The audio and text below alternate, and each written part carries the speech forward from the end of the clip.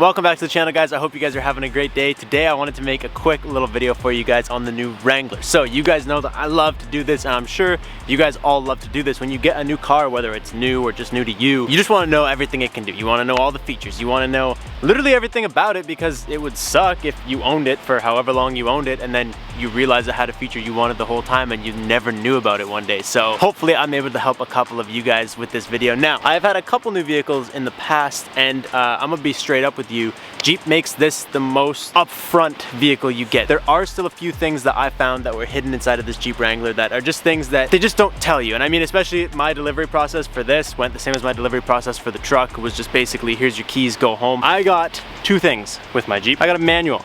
It's about that thick. There's lots of features in here that they don't tell you about when you take delivery of your vehicle.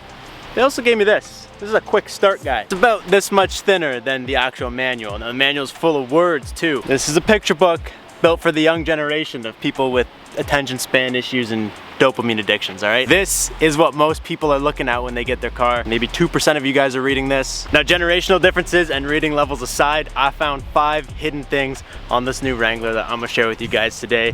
Hopefully you guys didn't know all of them. I know some of them you guys will already know, and I'm not gonna walk you around and show you hidden Jeep logos. That's the stupidest thing I've ever heard.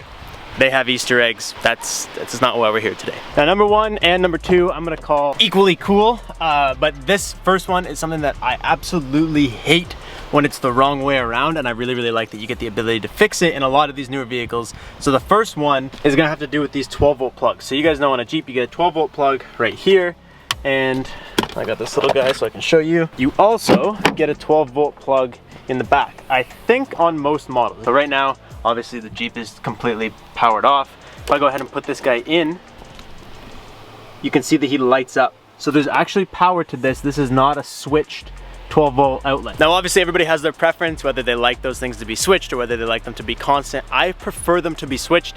Like the front one, for example, I like it switched so when you turn the Jeep on, you can put your dash cam to it and it just kind of like comes on with the Jeep. When you turn the Jeep off, your dash cam turns back off. Something like this in the back is actually one of the rare ones where I would say I don't mind it being constant, because this is something that I would use more when I'm camping or when I'm trying to do something back here, and it's nice to not have to walk over, turn it on. I can just use power. But depending on you guys' preference and what you guys are doing with it, I know, for example, I'm planning on putting some Christmas lights back there this season, just for probably get a couple good photos. And I'm not gonna want those Christmas lights always on, and I'm not gonna wanna have to unplug them every time I turn off the Jeep. I want them to come on and off with my Jeep. So the first one is actually hidden right in plain sight, right in here in the fuse panel.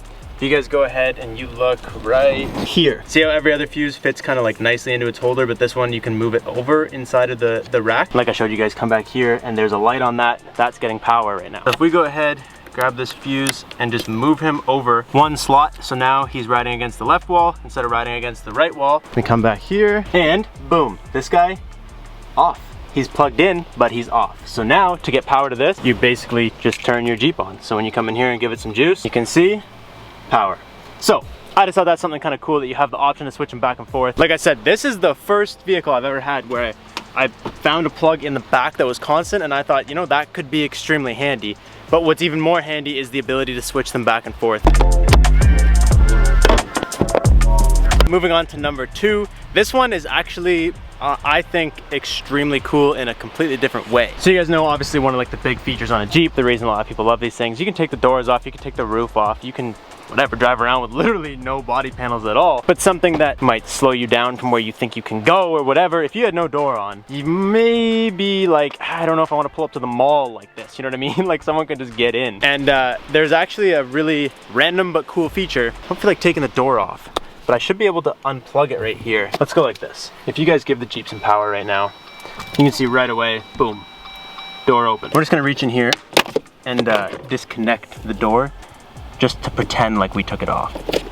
Okay, there we go. So the door is obviously still on. It doesn't tell us the door is on anymore. A really shitty visualization, but just imagine now that your door is completely off, because to the Jeep, the door is off. The Jeep has no idea that the door is still attached, it's just unplugged. So pretend we just get to the mall or whatever, right? We roll up, we get out, we lock the Jeep. You probably feel like an idiot locking your Jeep with no doors, but here's why this is a really cool and like almost important thing to do. Even if you came and you beat my ass and took my Jeep key, and you walked all the way up to my Jeep. Doors are wide open. You think you're about to absolutely just spoil my day. You go ahead, press the button. What? Oh, it says key fob not detected. Clutch in, keys right here. Hit start, key fob not detected. Which is kind of cool. If you lock it and then you get right back in and hit go, it will work. You have to give it like a little bit of a time set period. But basically, if you go ahead and hit unlock and then clutch in, power, Jeep starts. Now that is a cool feature. Not because it's gonna stop people from stealing your car. If someone wants to steal something or break into something, they're gonna do it. But it is cool, even if someone, you know, is robbing you, it'll delay them at least a little bit, trying to fumble it around. I'm sure there's a workaround to it. I'm sure they can figure out how to start the vehicle, but I'm gonna just go ahead and plug this dude back in. Then the next one we're gonna hit, well, we're already in the Jeep, it's already running. You guys know that you have the little traction control button. Press that guy, turns traction control off. Something that people don't really get. That traction control is for burnouts. Stability control is for donuts, essentially. Think of it like that. So traction control will let you spin tires, but if you try to start drifting, it will sense you're sliding and it will stop you still, because that is the ESC, which is electronic stability control, I think. If you take your Jeep and you put it into 4 low, it'll tell you right when you arrive in 4 low, electronic stability control off. That's really the only reason I knew this Jeep even had electronic stability control. So obviously it disengages it by itself in 4 low. I'm gonna go ahead and pop this boy back out. With 4 low, you don't get the option, it just automatically turns it back off. But something that you can do is if you wanna go do some hooning stuff, obviously in a safe environment, you go ahead and just hold this down. I'm gonna say probably 5 to 10 seconds. And boom, baby. Electronic stability control is off. There's no button for it. It doesn't even have a secondary light inside of Jeeps. I know like my Chevy had a secondary light that said ESC. This one still just shows you one light, but it tells you that it's off. So that one is actually somewhat hidden in there. And it's cool, like for people like me that live somewhere where it snows, it's a really fun feature to be able to turn it off and actually do donuts in the snow. Now for the third hidden feature, this is one that depends how you got your Jeep outfitted when you bought your Jeep. But I wanna say most of them come with this option anyways. If we go back underneath this hood real quick, you guys will see this little ball of kind of wires that's all looped together. If you pull it up, there's 4, oop, you can only see 3. There's 4 wires in there. And those wires directly relate to your 4 aux switches. But although you may know that they're there, and you might have already wired some stuff. Oh my God, I'm getting sand all in here. You may have already wired some stuff to these switches. Something that I think a lot of people forget about. I know this for a fact because I helped Brad put something on his aux switches once and he didn't do this, and I don't know if that's because he forgot or what. But after your initial search, you know when you buy something, you do like the initial, okay, that's gotta stop. You do like your initial dig through all the settings and all the screen and all that kind of stuff, and then you basically never do it again. You just plug your phone in and you use it. Something in the menu that, see, this one's not hidden, but I just feel like people don't remember it's there. So I'm here to remind you. If you go into your settings and then you go into aux switches and then you go to aux 1, you can actually change how these switches work, which is really, really cool. So this is something that you can recall last state.